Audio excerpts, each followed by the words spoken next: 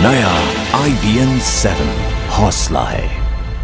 वैसे में लाख टके का सवाल यह है कि आखिर महाराष्ट्र में बीजेपी सरकार कैसे बनेगी और क्या महाराष्ट्र में शरद पवार की एनसीपी बीजेपी को समर्थन देकर उसकी कठपुतली बनेगी।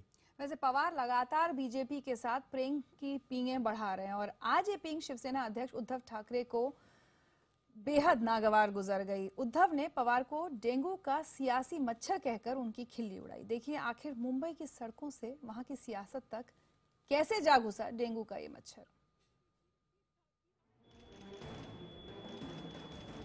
शरद पवार ने एक बार फिर ऐलान किया है कि वो महाराष्ट्र में सरकार बनाने के लिए बिना शर्त बीजेपी का समर्थन करेंगे। पवार ने इशारे में ये भी साफ कर दिया कि उनकी पार्टी समर्थन का पत्र सौंपने की बजाय सदन से अनुपस्थित रहेगी।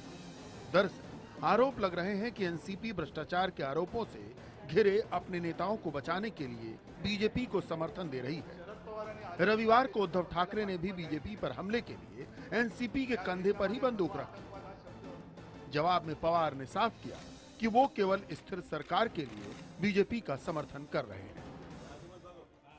स्थिर सरकार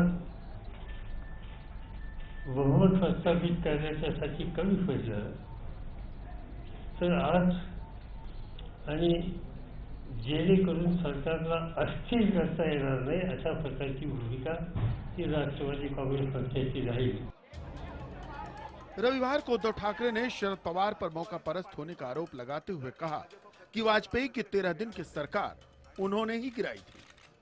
यही नहीं, भगवा आतंकवाद के मुद्दे पर भी उद्धव ने पवार को निशाना बनाया। दरअसल उद्धव को लग रहा है कि एनसीपी के चलते ही बीजेपी शिवसेना को तवज्जो नहीं दे रही। सोमवार को पवार के ताजा बयान के बाद उद्धव ने एक बार फिर आरोप लगाया कि पवार की निगाह बीएमसी पर लगी है। आता वाईट मधला फरक आहे। हल्ली कोणाच्या बाईटने कसला प्रादुर्भाव होईल मला माहिती आहे, कारण आज दुपारी पवार साहेबांनी बाईट दिलेली आहे, म्हणजे प्रेस कॉन्फरन्स घेतलेली आणि कदाचित आता जे आपण ऐकलं की उष्णता वाढल्यामुळे डेंग्यूचा प्रादुर्भाव वाढलाय, तसं राजकीय वातावरण तापले म्हणून वाढले की काय मला कळत नाही। कोण कोणाला चावते तेच कळत नाही। महाराष्ट्र में स्थिरता के लिए शिवसेना और एनसीपी दोनों बीजेपी सरकार को समर्थन देने के लिए तैयार हैं। समर्थन देने की होड़ में दोनों एक दूसरे से भिड़ गए हैं। फिलहाल तय तो बीजेपी को ही करना है कि वो किसका समर्थन लेगी और किस शर्त पर। शिवसेना और एनसीपी का एक दूसरे पर आरोप प्रत्यारोप करना समझ में आता है, लेकिन इस पूरे प्रकरण में बीजेपी क्यों खामोश है? क्यों आखिर बीजेपी एनसीपी के प्रस्ताव को स्वीकार या खारिज नहीं कर रही है? क्या बीजेपी एनसीपी को लटकाकर शिवसेना से अच्छी डील करना चाहती है या फिर सच में बीजेपी की एनसीपी के साथ कोई डील हुई है? इन सभी बातों का 12 नवंबर को पता चल जाएगा, लेकिन तब तक आने वाले घंटों में और भी कई ड्रामा और भी कई सस्पेंस देखने को मिल सकता है।